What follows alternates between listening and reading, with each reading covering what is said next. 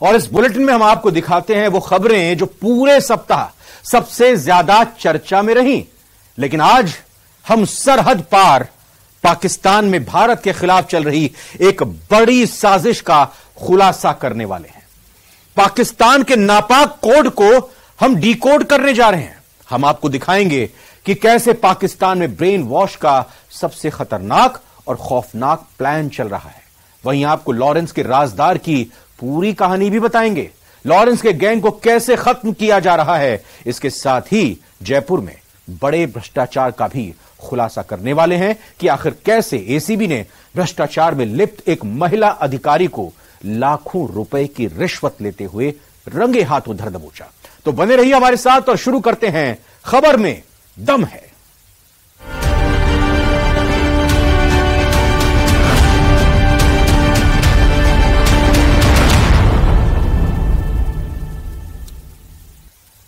राजस्थान से पंजाब होकर पाकिस्तान पहुंची अंजू का मामला इन दिनों सुर्खियों में है। वो इस समय अपने दोस्त नसरुल्लाह के घर यानी पाकिस्तान के पेशावर से आगे अपर डीर इलाके में है।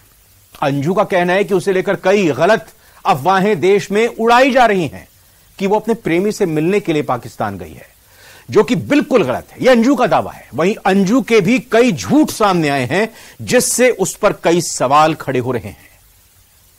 तो अंजू का दावा क्या है? अंजू का दावा है कि नसरुल्लाह से प्यार वाला रिश्ता नहीं। अब सवाल ही उठता है कि सिर्फ दोस्ती के लिए पाकिस्तान चली गई क्या अंजू? अंजू का दावा यह भी है कि पाकिस्तान जाने के बारे में किसी को बताया नहीं। अब सवाल यह है कि जब घूमने जाना था तो पाक जाना छिपाया क्यों?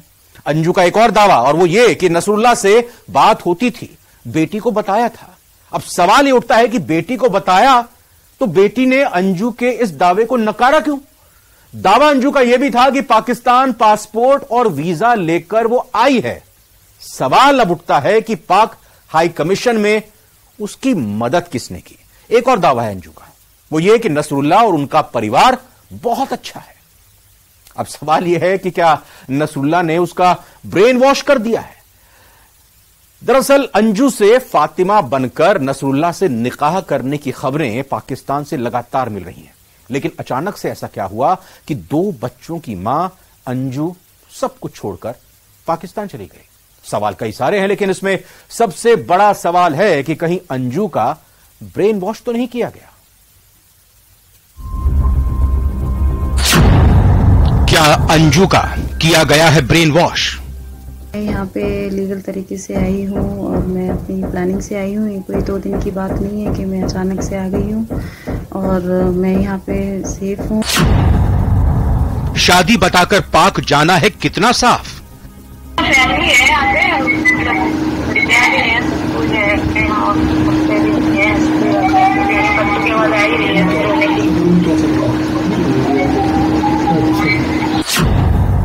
हजारों झूठ और झूठ पर झूठ, तो सच क्या है?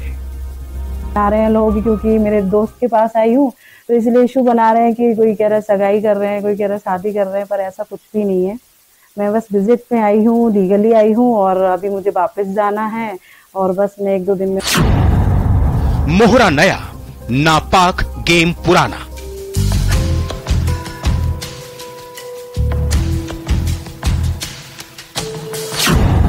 पाकिस्तान का प्लान ब्रेन वॉश।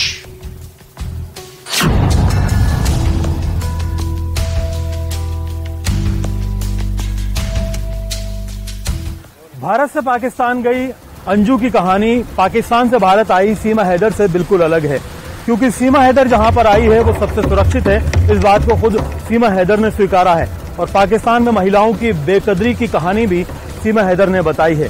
लेकिन अंजू जहां पर गई है वो पाकिस्तान का सबसे खतरनाक इलाका है।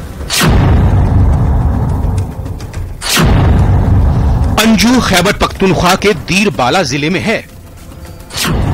खैबर पख्तूनख्वा खतरनाक इलाका माना जाता है। खैबर पख्तूनख्वा में आतंकियों का सिक्का चलता है। पाक सेना तक खैबर पख्तूनख्वा जाने से कतराती है। खराब कानून व्यवस्था के चलते सुर्खियों में रहता है। खैबर पख्तूनख्वा में आए दिन आतंकी हमले होते हैं। आम नागरिक सहित पुलिस कर्मी भी मारे जाते हैं। तहरीक तालिबान यानी टीटीपी का सिक्का चलता है। यहां जो टीटीपी के आतंकी चाहते हैं वो करते हैं।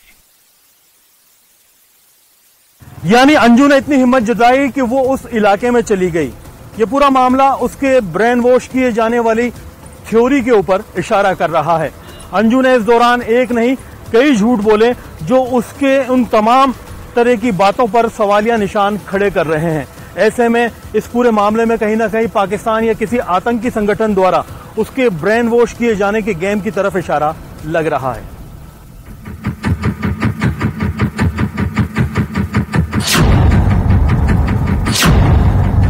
अंजू के झूठ का पर्दाफाश।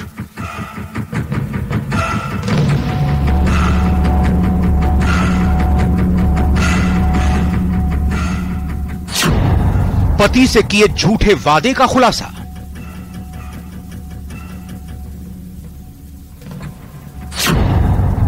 सरहद पार अंजू हो गई बेनकाब।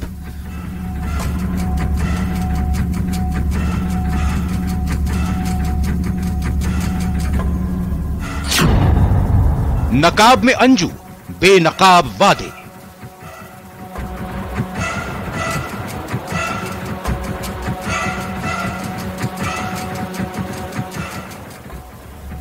दो बच्चों की मां और घर वालों के खिलाफ जाकर अरविंद से लव मैरिज करने वाली अंजू अपना सब कुछ छोड़कर नसरुल्लाह के पास पाकिस्तान चली गई।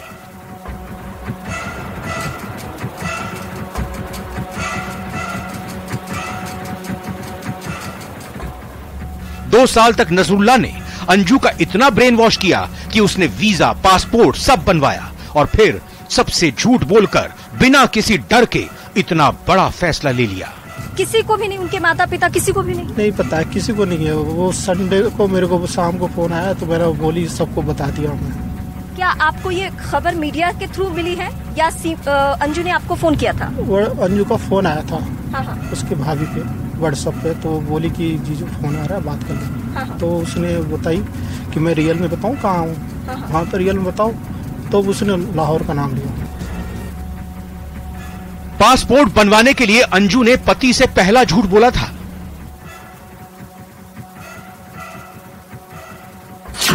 विदेश में पढ़ाई और नौकरी के लिए पासपोर्ट की जरूरत बताया। 2021 में पासपोर्ट बनवा लिया था, लेकिन पति से झूठ बोला। पति से नसरुल्लाह को दोस्त बताया था, जबकि दोनों में प्यार था। अंजू ने नसरुल्लाह से बातचीत शुरू कर पाकिस्तान का वीजा लगाया।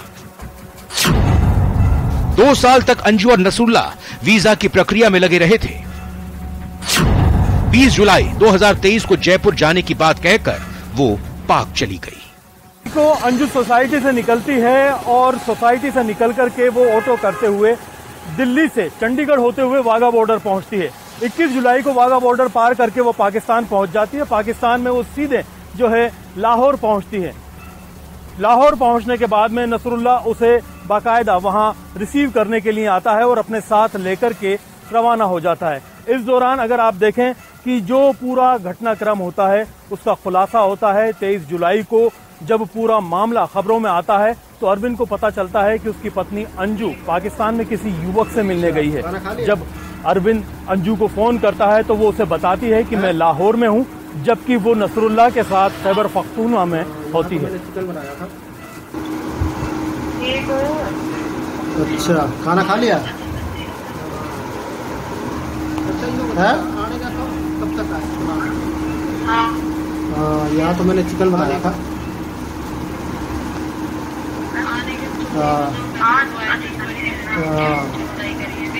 अच्छा ये बता, आने का कब तक आए प्लान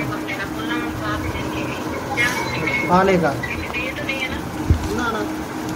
आने के छोड़ो, ये बताओ घर पे वो आए थे इंक्वायरी करने, तो क्या कुछ बताई करिए। मेरे ना डॉक्यूमेंट मत देना, बिल्कुल को लॉक करके रख दो, कभी मत देना। बोलना वो साथ लेके गई है। अच्छा ये तो नहीं है ना? ना। अब अंजू के निकाह करने और वेडिंग स्टाइल में वीडियो वायरल होने के बाद पाकिस्तानी मीडिया से खबर आई है कि उसने धर्म परिवर्तन कर फातिमा नाम रख लिया है और नसरुल्लाह से निकाह कर लिया है, जिसमें सोशल मीडिया पर एक हलफनामा भी वायरल हो रहा है जिसमें मेहर की राशि निकाह के लिए 10 तोला सोना तय की गई है और अंजू से फातिमा बन गई।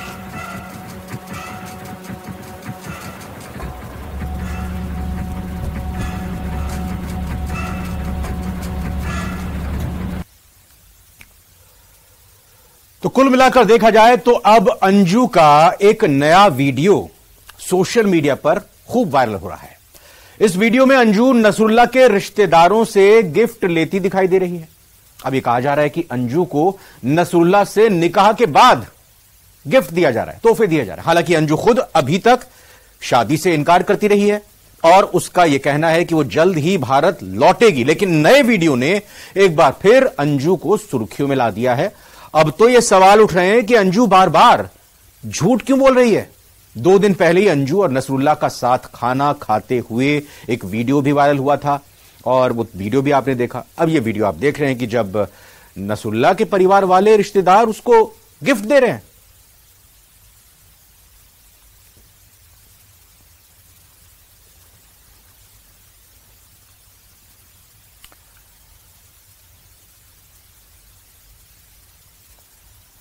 वैसे कहानी अभी यहीं खत्म नहीं हुई है, पिक्चर अभी बाकी है।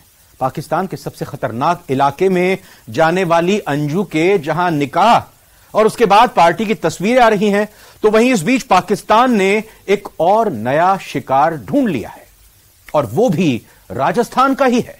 पाकिस्तान में बैठे ब्रेन वॉश के मास्टरमाइंड्स ने एक नाबालिग को इस बार अपना शिकार बनाया और उसको पाकिस्तान आने तक का पूरा प्लान भी बता दिया। कैसे आना है, क्या करना है, सारी कहानी उसको पढ़ा दी गई।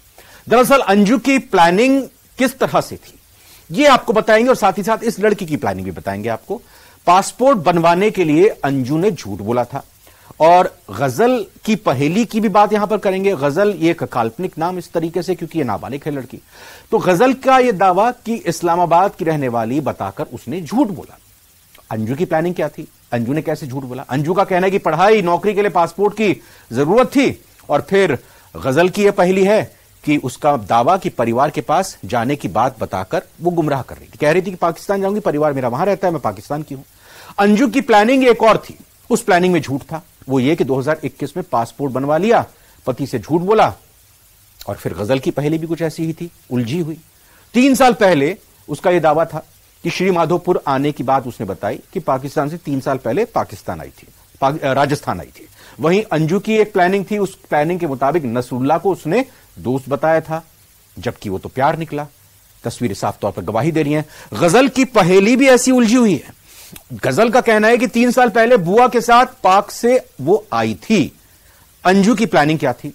अंजू ने नसरुल्लाह से बात करके पाक का वीजा लगाया। गजल की पहेली क्या थी? गजल की पहेली बड़ी उलझन भरी। वो बस में बैठकर सीकर से जयपुर एयरपोर्ट पर आई थी। अंजू की प्लानिंग यह थी कि 2 साल तक अंजू नसरुल्लाह वीजा की प्रक्रिया में लगे रहे, लेकिन बताया किसी को नहीं। गजल की पहेली यह कि जयपुर एयरपोर्ट पहुंचती है, वहां पर आकर पाकिस्तान का टिकट मांगा उसने। उसको यह भी नहीं पता कि पाकिस्तान की फ्लाइट यहां से जाती है कि नहीं जाती है। अंजू की एक और प्लानिंग थी, वो ये कि 20 जुलाई को जयपुर जाने की बात कहकर वो पाकिस्तान चली गई। गजल की पहेली यह थी कि एयरपोर्ट पर सुरक्षा कर्मियों ने इस युवती को हिरासत में लिया, क्योंकि जब वो लगातार बयान बदल रही थी, कुछ संदिग्ध उसकी बातें लगी, तो फिर इसीलिए उसको हिरासत में लिया गया। तो इस युवती के हिरासत में लिए जाने के बाद इसने जो खुलासा किया वो सच में हैरान कर देने वाला है, क्योंकि पाकिस्तान में घर में बैठकर भारत की युवतियों को निशाने पर लिया जा रहा है और इसके जरिए बनाया है सोशल मीडिया का माध्यम। इंस्टाग्राम, फेसबुक, व्हाट्सएप और ना जाने कौन कौन से ऐप्स। और आज हम इसका सबसे बड़ा खुलासा करने जा रहे हैं। ध्यान से देखिएगा और समझिएगा भी कि कहीं हम में से किसी से चूक ना हो जाए।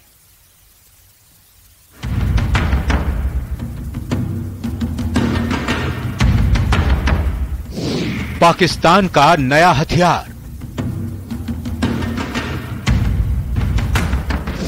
सोशल मीडिया और झूठा प्यार। ब्रेन वॉश और फिर शिकार।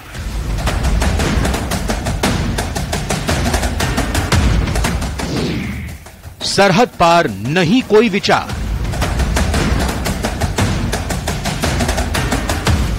एयरपोर्ट पर नकाब पहने खड़ी ये युवती पाकिस्तान के नए हथियार का ही शिकार हुई है। ना कोई पासपोर्ट, ना कोई दस्तावेज, ना कोई सामान और ना ही कोई चिंता। पूरी प्लानिंग के साथ जयपुर एयरपोर्ट पर पहुंची इस युवती को सुरक्षा कर्मियों ने हिरासत में ले लिया है और इसको एयरपोर्ट थाने को सौंप दिया। एयरपोर्ट पर पहुंचकर इस नाबालिग युवती ने पाकिस्तान जाने के लिए टिकट मांगा था और पाकिस्तान जाने को बेताब थी। इसमें इसकी कोई गलती नहीं थी। ये नाबालिग है और इसका इस कदर ब्रेन वॉश किया गया है कि इसने कुछ भी नहीं सोचा और घर से भागकर कई किलोमीटर दूर पूछते पूछते जयपुर एयरपोर्ट पहुंच गई। जिसके बाद इसने जो झूठ बोले उसने भी इसकी प्लानिंग का पर्दाफाश कर दिया। पकड़े जाने के बाद उसने बताया कि उसका नाम गजल है और वो इस्लामाबाद की रहने वाली है। 3 साल पहले पाक से श्रीमाधोपुर बुआ के साथ आई थी। बुआ से झगड़ा हो गया है और पाकिस्तान जाना चाहती है। पाकिस्तान में अपने परिवार के पास जाना चाहती है। श्रीमाधोपुर में रहती है, उसके साथ मैं 3 साल पहले आई थी और बुआ के पास थी। अब मैं जाना चाहती थी और अभी पूछताछ कर रहे हैं, आगे तस्दीक कर रहे हैं। क्या पाकिस्तान में कहाँ की रहने वाले? इस्लामाबाद है, कोई लाहौर से आगे, वहाँ इनका परिवार रहता है और वहीं से बुआ के साथ आई थी पिछले 3 साल। युवती ने पुलिस को पहले अपनी बातों से गुमराह करने की कोशिश की, लेकिन जब पुलिस ने सीकर के श्रीमाधोपुर में जांच कराई तो गजल की झूठी कहानी की पोल खुल गई। एक के बाद एक कई सवालों ने उसके झूठ को पकड़ लिया और इसके बाद उसने जो खुलासा किया वो सबसे ज्यादा हैरान करने वाला है। युवती ने बताया कि उसका पाकिस्तान के लाहौर में प्रेमी है और उसने ही उसको इसकी पूरी प्लानिंग बताई थी और उसका ब्रेन वॉश किया था। इंस्टाग्राम पर असलम लाहौरी से दोस्ती हुई थी। असलम लाहौरी पाक के लाहौर का रहने वाला है। असलम लाहौरी से बात करते करते प्यार हो गया। असलम लाहौरी ने उसे पाकिस्तान आने के लिए कहा। असलम ने ही उसे पाकिस्तान आने का तरीका बताया। मैं 12वीं क्लास पास हूँ। मेरी दोस्ती इंस्टाग्राम पे मेरे साथी जो पढ़ते हैं उनके साथ में भी उनकी दोस्ती थी। इंस्टाग्राम पे दोस्ती हुई जो अपने आप को असलम लाहौरी के नाम से बताता था और उसने कहा कि आप लाहौर आ जाओ। लाहौर के लिए उसने कहा एयरपोर्ट पे आ जाओ। मैं एयरपोर्ट पे आ गई और इंस्टाग्राम दोस्ती के आधार पे ही मैंने यहाँ के जो कपड़े चेंज किए और एयरपोर्ट पे टिकट लेने चले गई। पूछताछ में खुलासा हुआ कि युवती सीकर के श्रीमाधोपुर की रहने वाली है। करीब 1 साल पहले इंस्टाग्राम पर उसकी दोस्ती लाहौर के युवक असलम लाहौरी से हुई थी। पुलिस का दावा है कि नाबालिग गजल का ब्रेन वॉश किया गया है, जिसके बाद उसने घर से भागकर इतना बड़ा कदम उठाया। इतना ही नहीं, उसने इसके साथ कई और खुलासे किए हैं जो काफी चौंकाने वाले हैं। स्कूल की कई लड़कियों की असलम से दोस्ती है। स्कूल की सहेलियों ने ही असलम से दोस्ती कराई। इंस्टाग्राम पर कई लड़कियों से बात करता है असलम। स्कूल की लड़कियों का ब्रेन वॉश करता है असलम। लड़की को झांसा देकर पाक आने की प्लानिंग बताता है असलम। इसका ये भी कहना है कि मेरे एक क्लासमेट है, उससे साथ भी उसकी दोस्ती थी और हम आपस में इंस्टाग्राम पे एक दूसरे से संपर्क में थे। इंस्टाग्राम पे दोस्ती के दौरान उसके द्वारा इसको ये बताया गया कि आपको जब वहां पहुंचे तो आपको ये बात करनी है और ये वर्ड्स यूज करने हैं और आपको नाम भी ये बताना है, काम भी ये बताना है, कैसे आई ये बताना है। ये उसके द्वारा उसको भ्रमित किया गया। तो अब लड़की के मन में क्या है? क्या वो अभी भी क्या वहां जाना उसकी इच्छा है या फिर वो मानते कि गलती हो गई उसके साथ में? आपको क्या लगा? अब क्योंकि अब लंबा समय आपका पुलिसिंग में हुआ है सर। अभी जो मैंने प्रथम दृष्टया देखा उसमें इस क्वेश्चन के ऊपर वो साइलेंट है, तो इससे लगता है कि इसमें भी इसका फुल्ली ब्रेन वॉशिंग किया हुआ है। फिलहाल पुलिस लड़की के मोबाइल फोन से असलम का इंस्टाग्राम अकाउंट चेक कर रही है। पता किया जा रहा है कि वह भारत से कितनी और लड़कियों के साथ संपर्क में है। एटीएस और आईबी के सीनियर अधिकारी भी इसकी जांच में जुटे हैं। कैमरामैन भवानी सिंह के साथ मैं महिमा जैन, न्यूज़ 18 राजस्थान, जयपुर। भ्रष्टाचार पर वार की अब बात करेंगे। राजस्थान में एसीबी ताबड़तोड़ कार्रवाई करके भ्रष्टाचार को जड़ से खत्म करने में जुटी हुई है। पहले करीब 18.5 लाख रुपए की रिश्वत के मामले में घुमंतु बोर्ड के पूर्व चेयरमैन गोपाल केसावत समेत 4 लोगों को गिरफ्तार किया गया था। वहीं एक बार फिर करीब 6 लाख की रिश्वत लेते एक महिला अधिकारी को धर दबोचा है। इस रिपोर्ट में देखते हैं।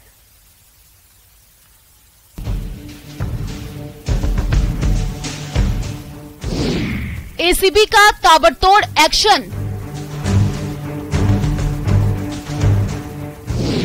भ्रष्टाचार के खिलाफ मिशन।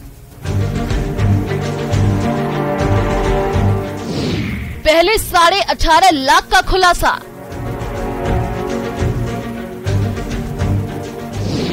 अब 6 लाख की रंगे हाथ रिश्वत। कुर्सी पर बैठकर मुंह छिपाए जिन मैडम को आप देख रहे हैं, ये कोई मामूली रिश्वतखोर नहीं है, ये महिला अधिकारी है, वो भी टैक्स डिपार्टमेंट की असिस्टेंट कमिश्नर। इन पर करीब 6 लाख की भारी भरकम रिश्वत लेने का आरोप लगा है और एसीबी की टीम ने इनको रंगे हाथों धर दबोचा है। जिस व्यक्ति को पहले ये महिला अधिकारी अपने पद की धौंस देकर कार्रवाई करने की धमकी दे रही थी, जिसके बैंक खाते सहित पूरे ऑफिस को सीज करने की धमकी दे रही थी, जिसको डरा धमकाकर लाखों रुपए की डिमांड की थी, उसी की शिकायत के बाद इनको रंगे हाथ टीम ने गिरफ्तार कर लिया है और फिर ये मीडिया के कैमरों के सामने से मुंह छिपाकर बैठ गई।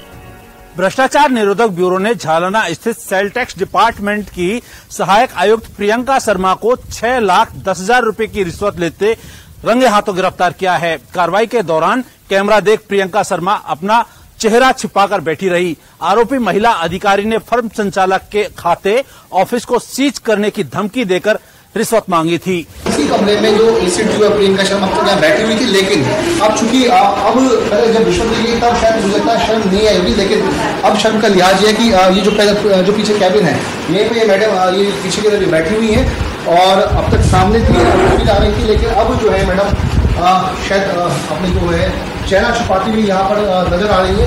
वहीं पर पूरा जो मामला है वो बताया जा रहा है कि कुछ समय पहले एसीपी प्रियंका शर्मा की टीम ने एक फर्म पर कार्रवाई की थी।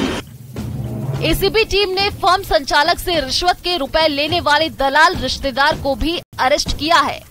रिश्वत मामले में गिरफ्तारी की गई सहायक कमिश्नर प्रियंका शर्मा और दलाल रिश्तेदार वेद प्रकाश शर्मा से पूछताछ की जा रही है। एसीबी टीम दोनों के घर और ऑफिस पर सर्च कर रही है। उनको डिटेन किया गया है, जो इनका जिन दलाल को अपने रिश्तेदार को पैसे दिलवाए हैं उसकी और इन्होंने जिन्होंने पैसे लिए उन दोनों के खिलाफ एसीबी की टीम कार्रवाई कर रही है।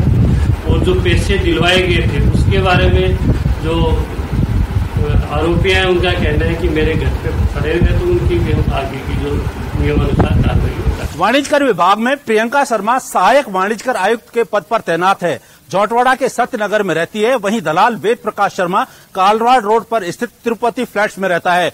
पीड़ित ने एसीबी को शिकायत दी थी कि 6 जुलाई को पीड़ित की फर्म के सर्वे के लिए टीम गई थी।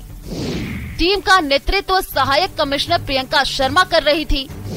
सर्वे के दौरान खाते ऑफिस को सीज करने की धमकी दी। कार्रवाई से बचने के लिए 28 लाख रुपए की रिश्वत मांगी।